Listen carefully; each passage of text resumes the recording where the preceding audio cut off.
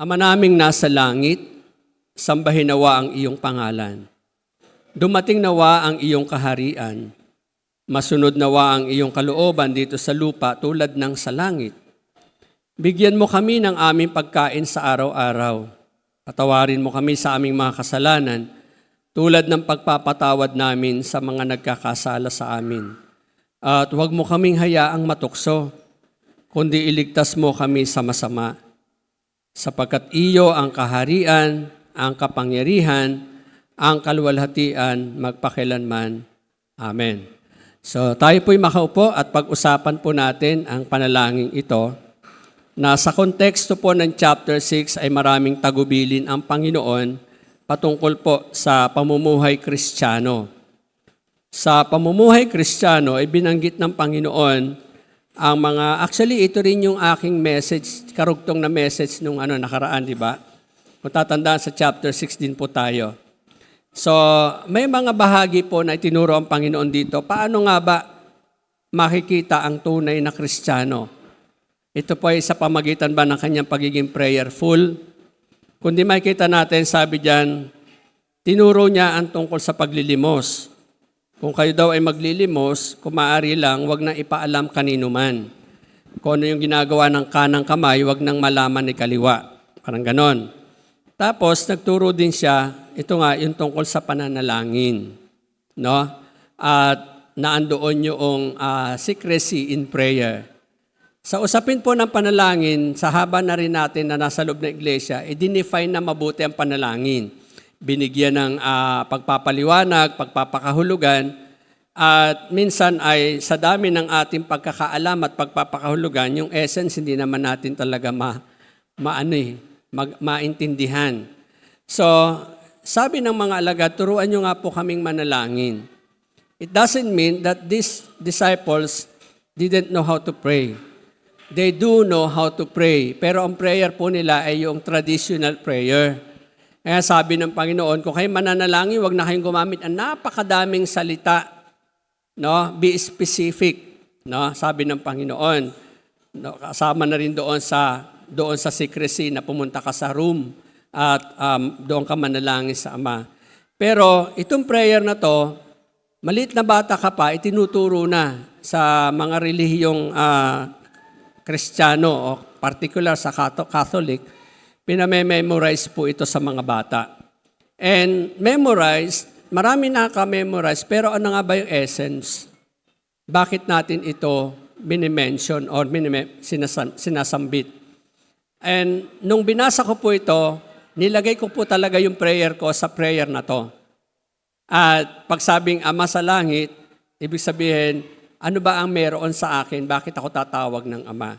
So yan po yung pag-uusapan natin today. Ano ba yung diwa o esensya ng panalangin? At yan po ang title. Ito ang prayer. Marami dito nagpe-pray na. Madalas ang prayer natin ay, actually, ito po tinuro ng Panginoon bago pa po magturo si Pablo ng iba't ibang uri ng panalangin. Si Pablo ay nagturo ng panalangin ng supplication, intercession, request, petition. No, kung titingnan natin, lahat ng iyon ay mga personal. No? Pero ang tinuturo ng Panginoon, inilabas muna tayo sa personal. Kundi din na tayo sa totoong essence ng prayer na pwede nating integrate in our prayers kapag tayo ay nananalangin. Lapit tayo sa Panginoon dahil ang pag-uusapan natin ay panalangin, tayo ay lumapit sa Panginoon in prayer. Kami nga po, Panginoon, ay naturuan na ng napakaraming pagpapakahulugan sa panalangin. At inaral ito ng mahabang panahon sa aming pagiging Kristiyano, mga unang katuruan. Pero Lord, bakit hindi po namin talagang ma-appreciate yung prayer? Bakit may time na parang ayaw namin mag-pray? Ituro nyo sa amin kung ano po ba talaga yung essence ng prayer. Na hindi lamang po isang religious rituals or activity ang aming maunawaan niya, kundi isang bagay na essential, napaka-importante, pero hindi nagmumukhang religious. Kundi maintindihan namin, Panginoon, kung paano niyo po itinuro ito Without further explanation, Panginoon, wala kami nakitang explanation sa Bible, pero ituro niyo sa amin ang explanation ngayon sa tulong ng Espiritu Santo.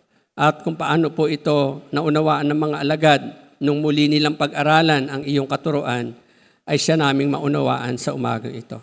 Salamat po, Panginoon, sa pangalan ng Panginoon Hesus. Amen.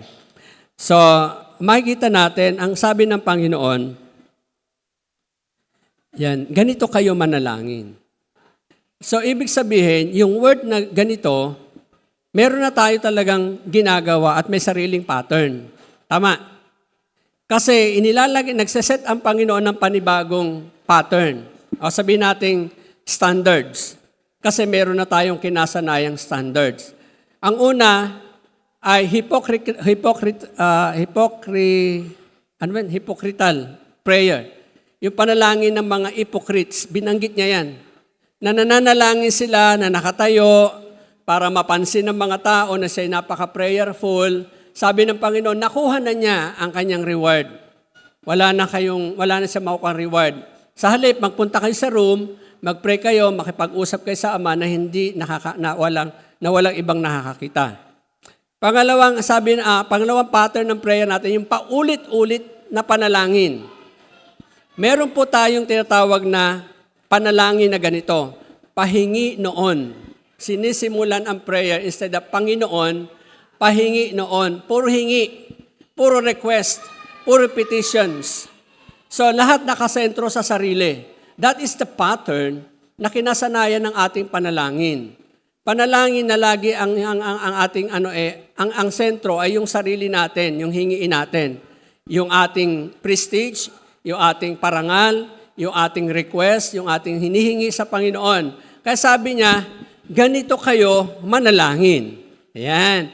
So nagkaroon ng Panginoon ng panibagong pagbibigay ng panibagong pagtuturo, hindi definition hindi description, kundi yung pinaka-essence ng gusto niya ituro sa prayer na pwedeng maintindihan. Siguro nung unang binabanggit ito ng Panginoon sa mga alagad, hindi nila masyadong na-appreciate.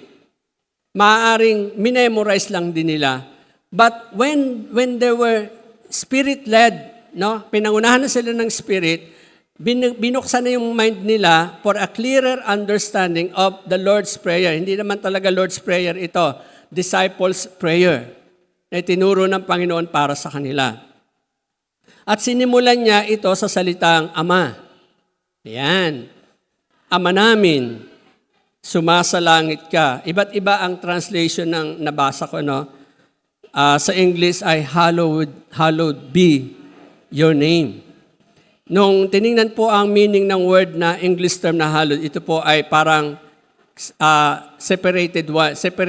Ibig sabihin, talagang nakaset apart. Ibig sabihin, when you speak the name of Father, you speak it as a set apart being. Set apart being na nagtataglay ng isang katangian na siya lang ang meron, wala nang iba pa. And the word Ama ay nagpapakita ng isang katotohanan na ang tumatawag sa panalangin ito ay may kaugnayan sa Kanya. May relationship.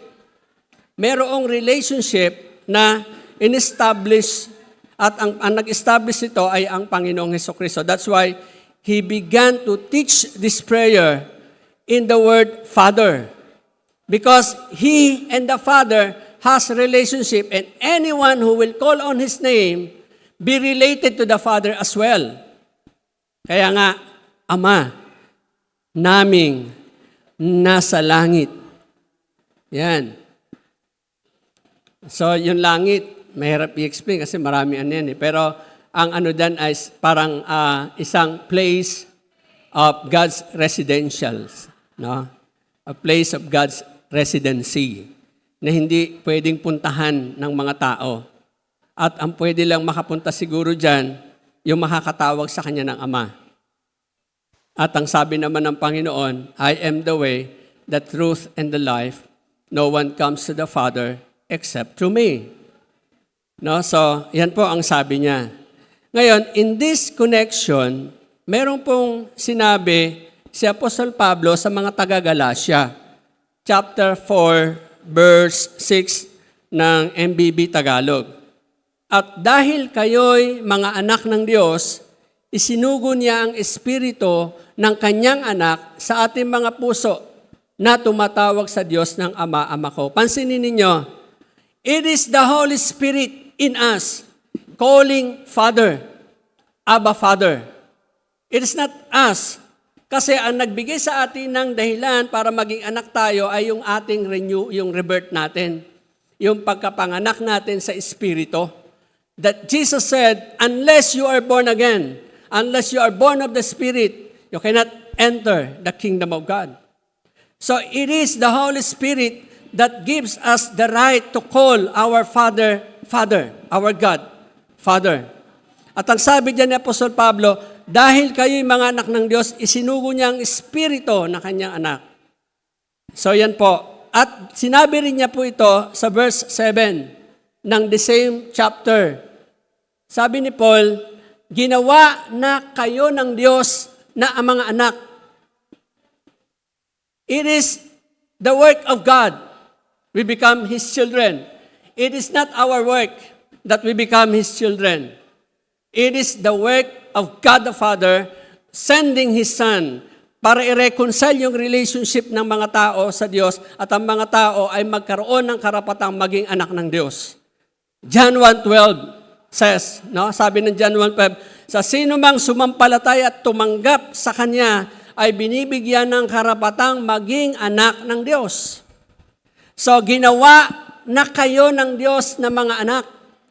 At hindi na nga mga alipin, kung gayon, kayo'y magiging tagapagmana niya. So, nasaan ang Diyos? Nasa langit. Saan niya dadalhin ang kanyang ginawang mga anak? Sa langit. Kasi tagapagmana tayo. Di ba? So, it is clear when we pray this prayer, we have real relationship. Born again talaga tayo. Kaya nung ito'y minememorize lang natin, walang essence sa atin, di natin naiintindihan kinakanta pa nga, minememorize, pero walang esensya dahil wala kang kaugnayan, just a memorization. Kaya nga sabi naman, ganito kayo mag-pray.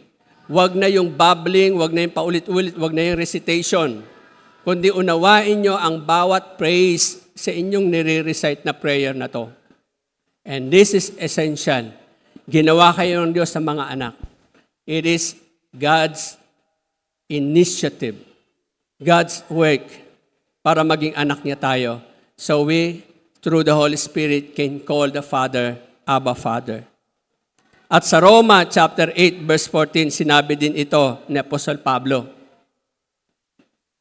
Ang lahat ng pinapatnubayan ng Espiritu ng Diyos ay mga anak ng Diyos. Hindi maaaring maging anak ng Diyos ang walang patnubay ng Espiritu Santo at hindi pwedeng mapasayo ang Espiritu kung hindi ka na born again. Amen? Because you are already born of the Spirit and the Spirit indwells in us. Kaya ang totoong tumatawag ng Ama-Ama ay pinapatnubayan ng Espiritu sapagkat ang Espiritu ang nagbibigay sa atin ng kakayanan na tumawag sa Diyos ng Ama.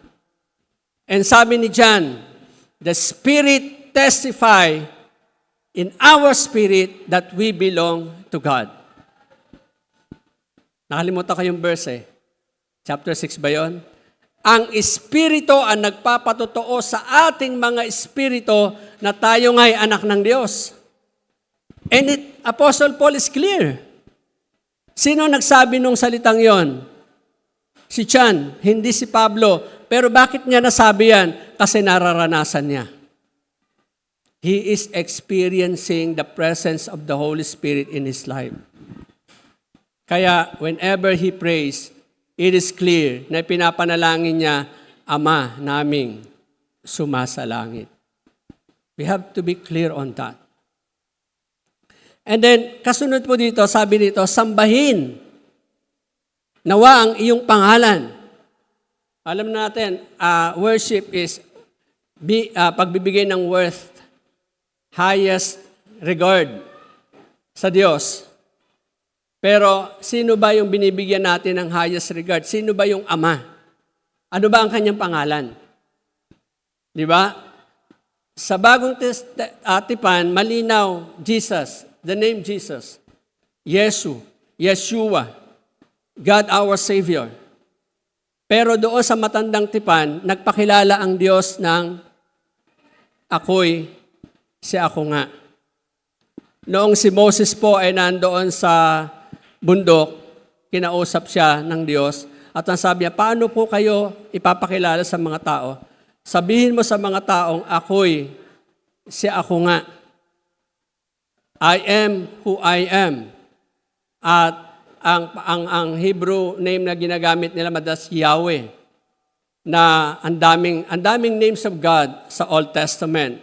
Yahweh Elohim, Yahweh ganito, mga ganyan. El Shaddai, ano pa? Roe, kung ano-ano mga description, but that are characteristics of God, dinivide lang, pero yung kabuuan ng Diyos, I am who I am, ang hirap intindihin. Kasi the word I am, ay yun yung kabuuan ng kanyang kadyosan. Unless you enter the word I, hindi mo siya makikilala. Meaning, kailangan merong personal na revelation sa iyo ang Diyos.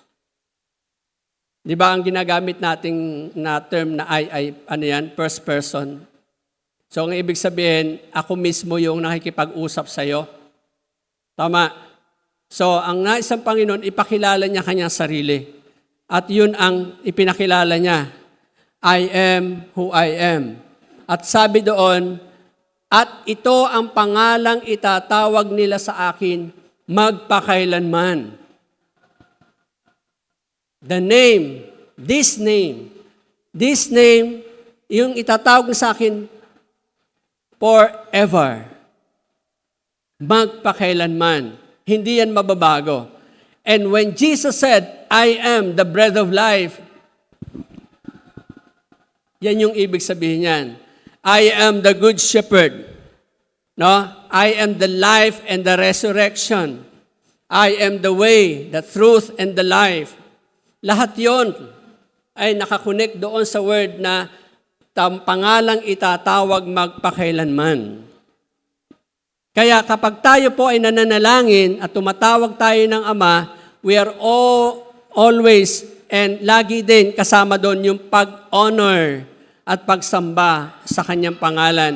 That's why we worship also Jesus. Amen?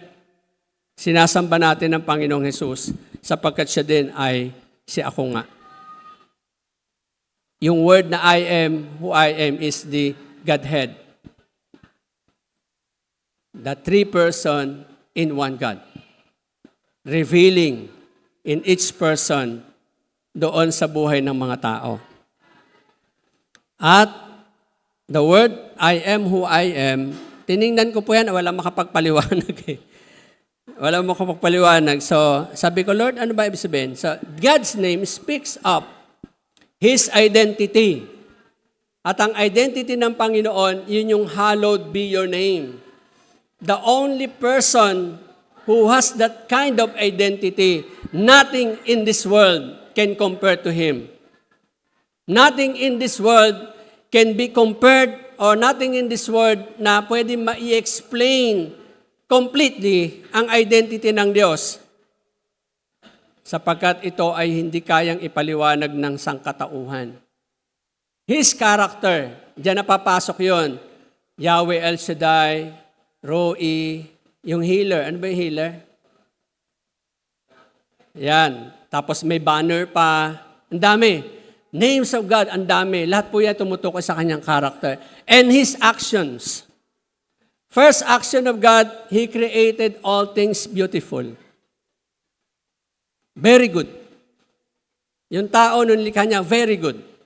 Tapos nung nagkasala, tinubos niya, very good. Ibinalik niya sa original na disenyo ang tao kahit siya nagkasala.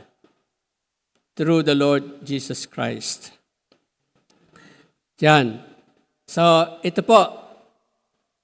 God is holy and worthy of all honor. Our first priority to pray that the world would see how holy and glorious He is.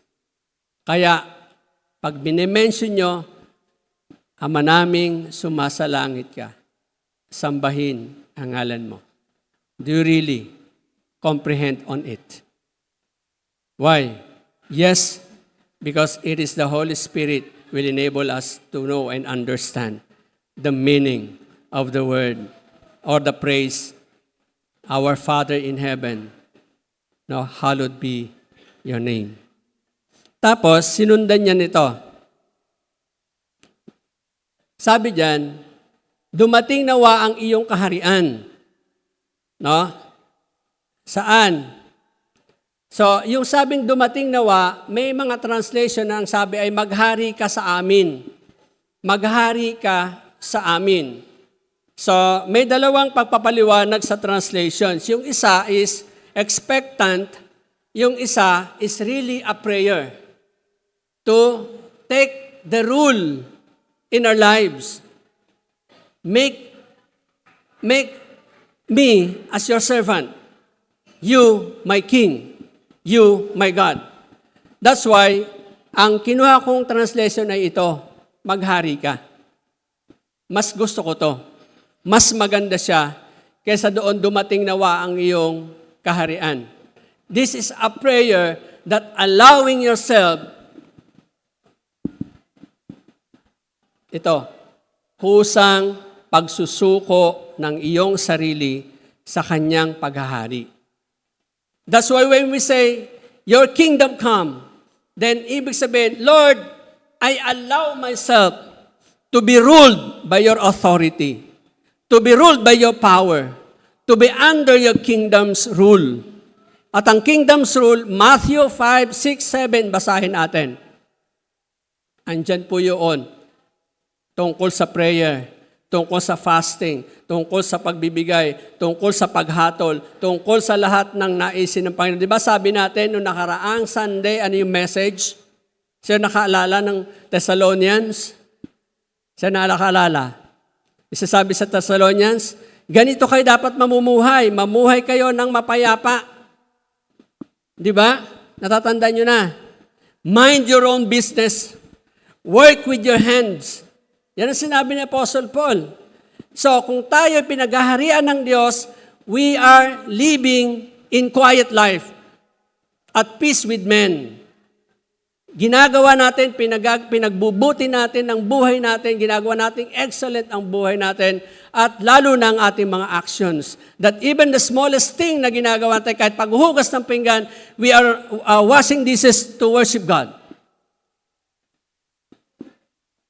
Paano mo malalaman na naghuhugas ng pinggan ka na hindi nagwa-worship? Maingay, kalampagan, may nahuhulog ng mga kutsara at tinidor, may nabibingaw ng mga plato kung ang plato niyo po ay babasagin.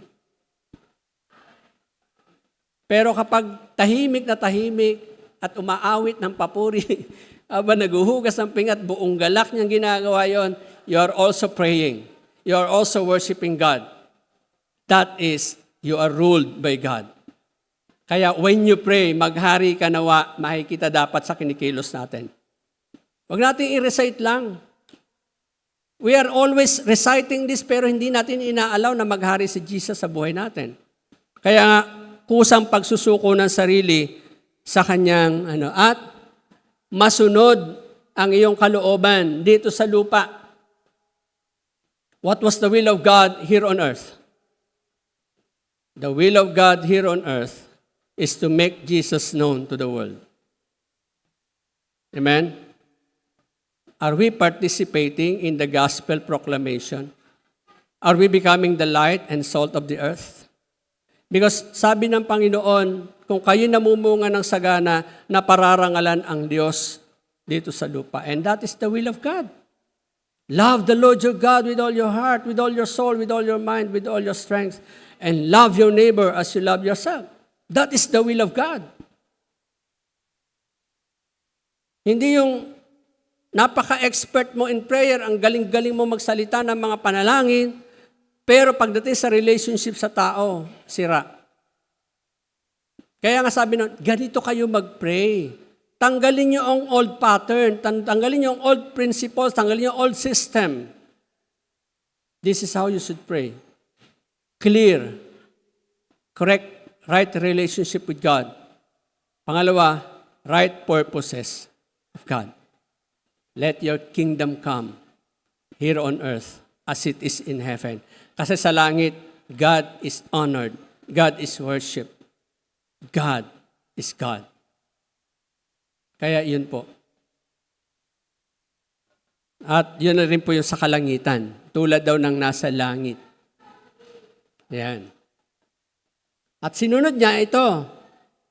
Bigyan mo kami ng kakainin sa araw-araw. Kahit hindi niya ipinag-pray yan binigay na ng Lord, di ba? Pero bakit isinama sa prayer yan? Because it doesn't talk about food, literal food.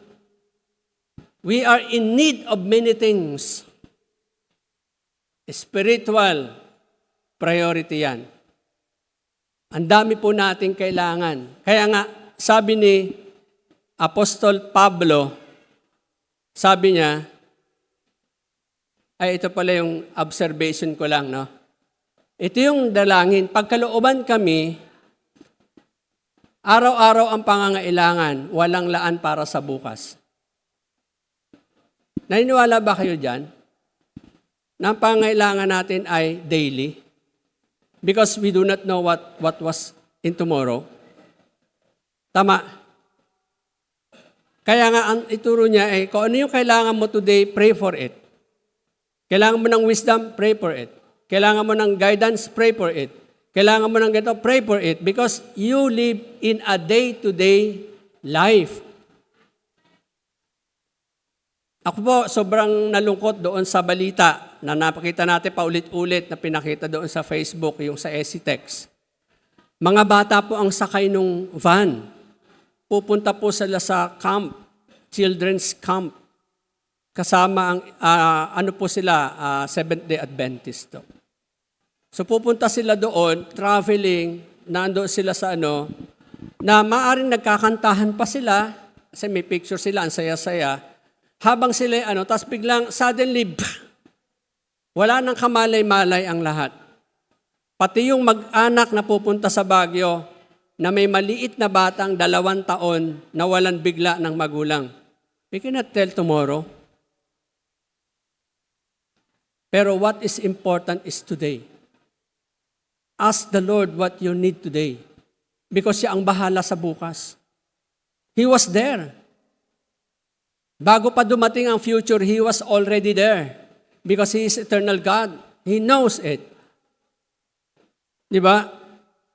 Pero ang tanong ay ito, ano ba yung kailangan natin sa araw-araw? Sabi ng John ni Juan, huwag ang pagkaing nasisira ang inyong pagsikapang kamtan, kundi ang pagkaing hindi nasisira na nagbibigay ng buhay na walang hanggan. Yan ang ibibigay sa inyo ng anak ng tao sapagkat ipinapakita ng Diyos Ama na siya ay may ganitong karapatan. See? Jesus said, give us this day our daily bread. Proven yan. Araw-araw tayo kumakain.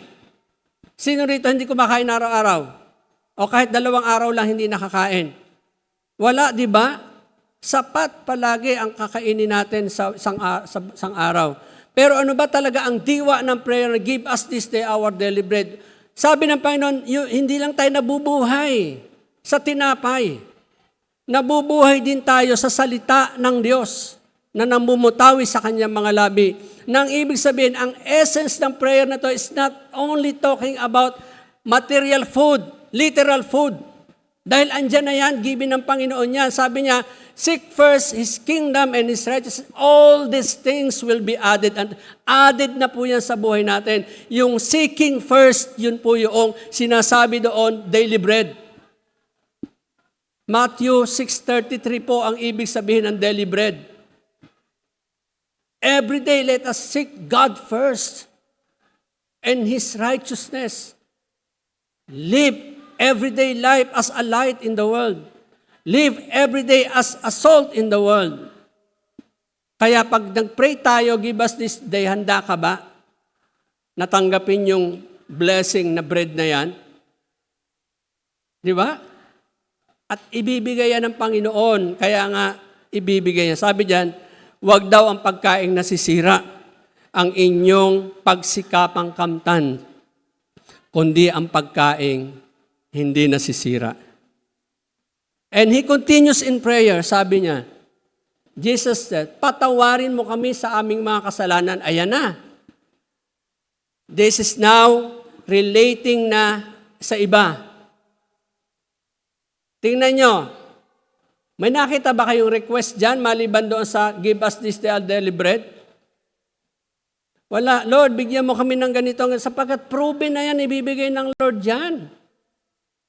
Ang kailangan lang, wag natin pagsikapang nasain ang mga pagkaing nasisira. Sa halip, mga pagkaing hindi nasisira. At ang sabi niya, patawarin mo kami sa aming mga kasalanan. Have you noticed the word, the phrase? Patawarin mo kami sa aming mga kasalanan.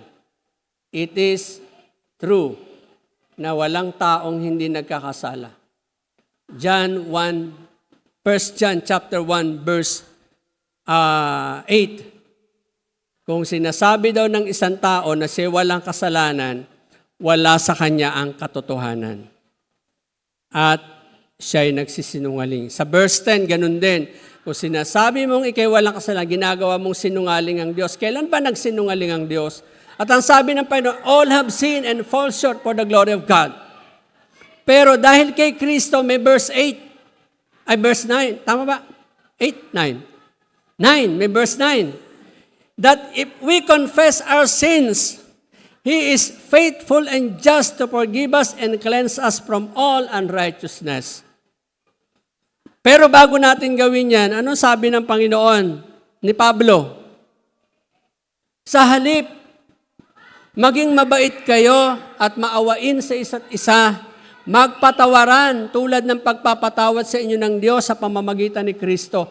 Laging emphasis ni Paul, pinatawad kayo ng Diyos sa pamamagitan ni Kristo. Magpatawad din kayo. Colossians 3:13 says, sabi yan, magpaumanhinan kayo at magpatawaran. Bakit po? Bakit yan ang tagubilin ni Paul? Kasi wala pong tao na hindi nakakapamuhay, na hindi nakakasakit sa kapwa.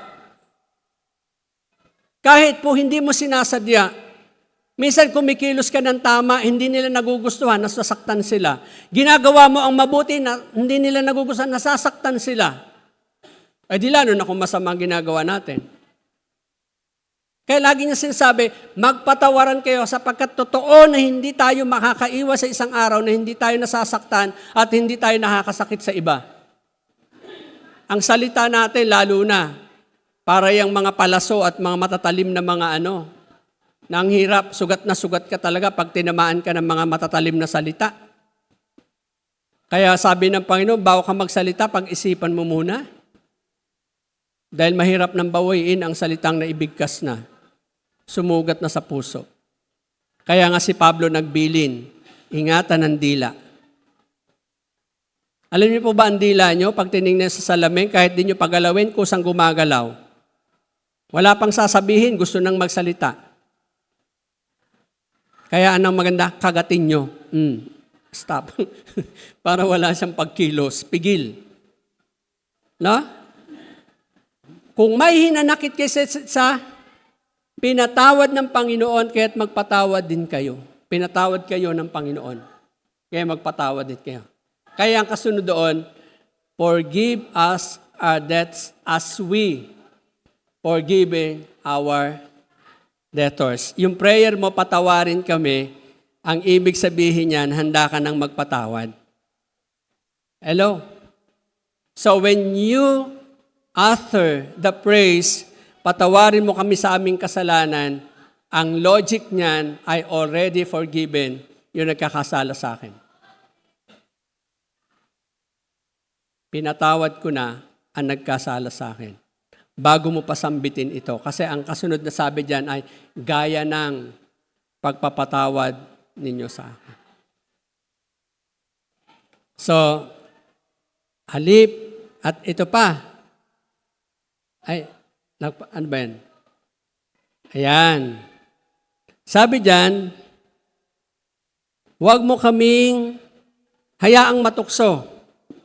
Sino rito hindi natutukso?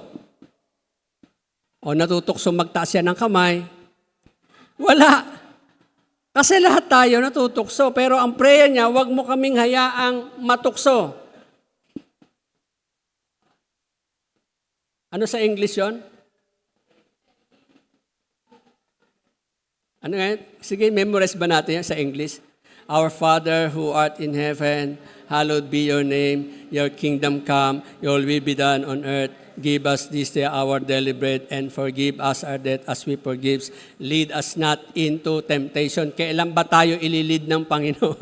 Lead us not into temptations. Huwag mo kaming hayaang matukso. Pero, bakit ba natutukso ang tao? Ang tao ay natutukso kapag siya'y naaakit at nagpapatangay sa kanyang sariling pagnanasa. Sabi ni Santiago.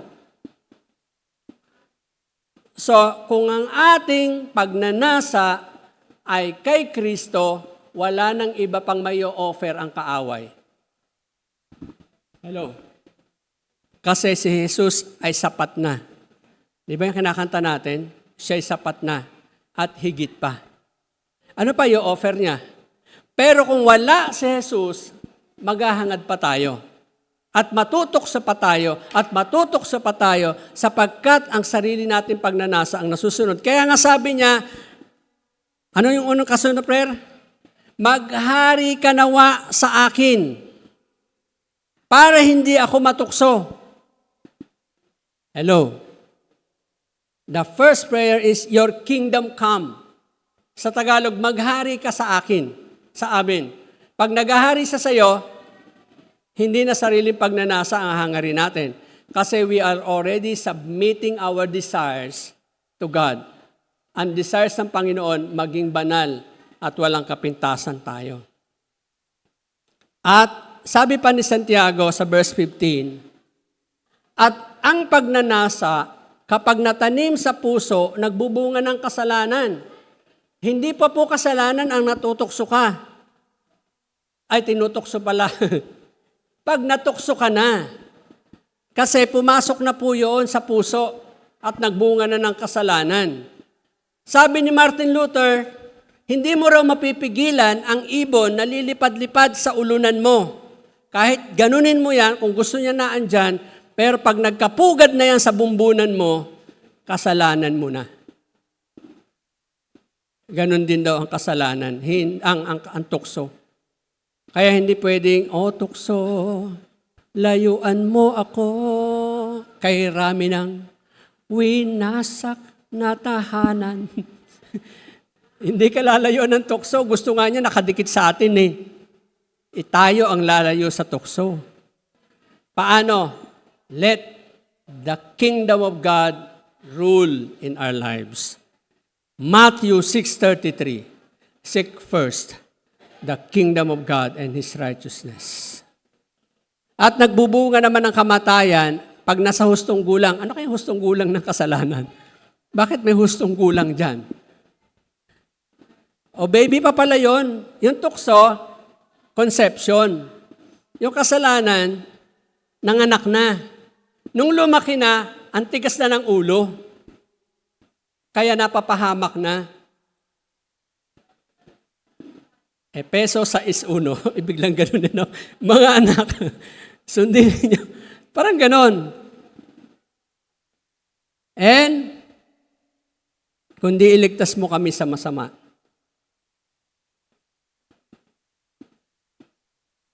Ang totoo niyan, we're already saved. When you allow Jesus to enter in your life, when you believe in Him, when you are born again, you are already saved. Pero saan ba tayo ililigtas pa? Genesis chapter 6 verse 5. Ang sabi dito, nakita ni Yahweh na laganap na ang kasamaan ng tao sa daigdig. At puro kasamaan na lamang ang palaging nasa isip nito. Kaya't labis na kinalulungkot ni Yahweh na nilikha pa niya ang tao. Ano ibig sabihin yan? Influence. Evil influence. Christian, dapat tayo ang mang-impluensya sa masasamang tao. Hindi tayo ang nai-impluensyahan nila.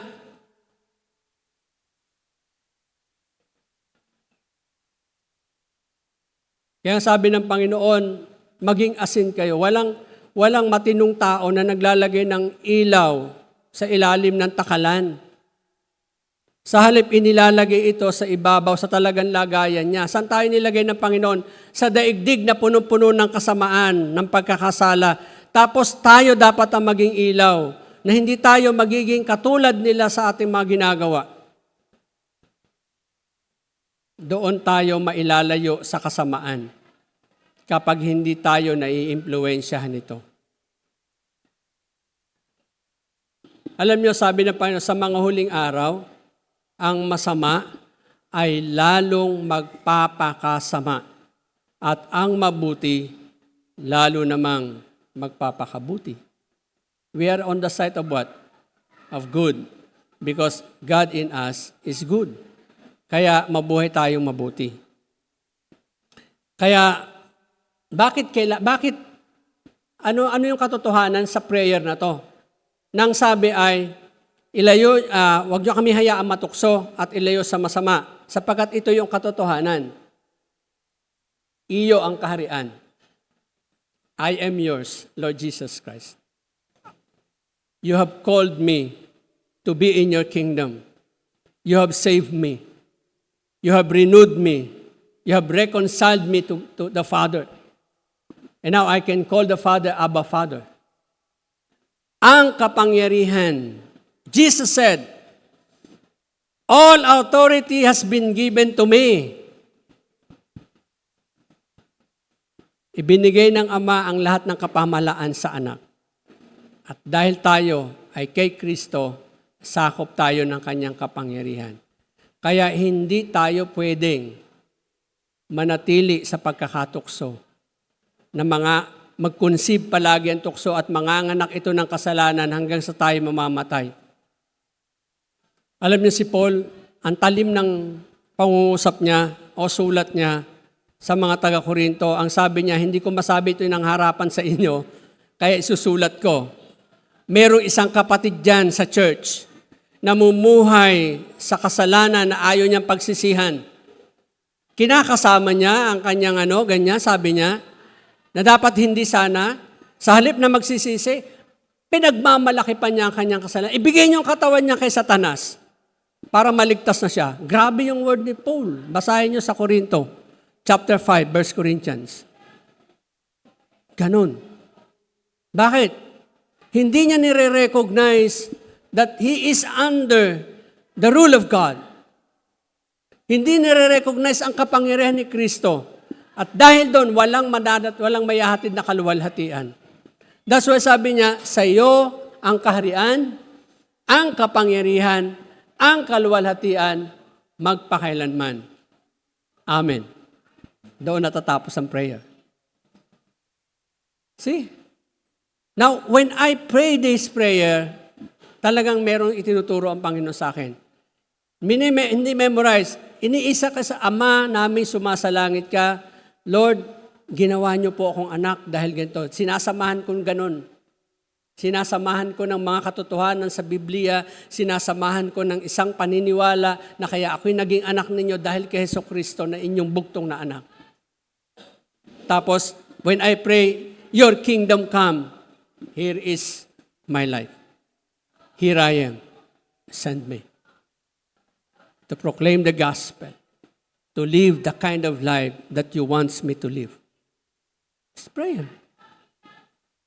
Give us this day. Ano po yung kailangan ko? Lord, I need wisdom today. Meron akong desisyon na gagawin. Ito po yung pangangailangan ko. Meron po kaming mga financial na difficulties. Ito po, I leave it to you, God. Andun pa rin yung prayer. Diba? Hindi na memorize. Naiintindihan mo na yung essence. At Ito po, the Lord's Prayer is not a formula for prayer na ginagawa ng iba, nor some sort of power to change things or even change the mind of God. Di ba? Hindi po, minsan ang prayer daw natin, ang babago sa utak na meron ng plano ang Diyos na una na. Bago pa mangyari, kinu-confirm lang natin sa prayer. Sabi diyan, if we take this too literally, yung ating Lord's Prayer, we will miss the principles. Ngayon, alam niyo na mga principles ng Lord's Prayer. The general framework that we can grab from this passage, the principles drawn from every phrase of this prayer, is putting God at the center. God's name, His character, His reputation, and must be set apart as holy in this world. Tayo yon. And that is what Jesus teaches us to pray. Jesus removes the focus from us and turns our attention to God. Ganito kayo mag-pray. Hindi katulad ng panalangin na puro pahingi noon. Kung hingi tayo ng protection, God has already given us because your kingdom come, your will be done on earth. We are protected in His kingdom. It is about Him, His holiness, His work in the world. Jesus taught us to begin our prayer by recognizing God to whom we pray. He is a loving Father who invites us into His presence. He genuinely cares for us. Amen. So, pwede nyo ilagay sa, ipaprint ninyo yung the Lord's Prayer o yung the Apostles' Prayer or my prayer. Lagay yung my prayer. Tapos, bawat kataga, unawain natin. Kasi pag naintindihan natin yan, ang sarap mag-pray. Hindi ka napipilitang mag-pray. Hindi ka aantoking mag-pray. Hindi ka mag-i-struggle sa prayer. Nag-i-struggle po tayo sa prayer. Alam niyo ba, pag nagpe-pray ako, talagang inaantok po ako. Ang haba ng panalangin ko kasi magdamag. Bukas na ang amen. Ay, nagpe-pray pala ako, Lord, sorry, amen. Nakatulog pala. Bakit? Hindi nakikita ang essence ng prayer. At magiging matatag po tayong Kristiyano kapag tayo nananalangin. Ito ang prayer. Amen? Implication. Kapag mananalangin kayo, huwag kayong tumulad sa mga mapagkunwari, sabi ng Panginoon. Mahilig silang manalangin nakatayo sa mga sinagoga, sa mga kanto, upang makita ng mga tao. Tandaan ninyo, tinanggap na nila ang kanilang gantimpala. Ang inyong Ama na nakakakita ng ginagawa mong lihim ang siyang magbibigay sa iyo ng gantimpala. Sa pananalangin ninyo, huwag kayong gagamit ng napakaraming salitang walang kabuluhan.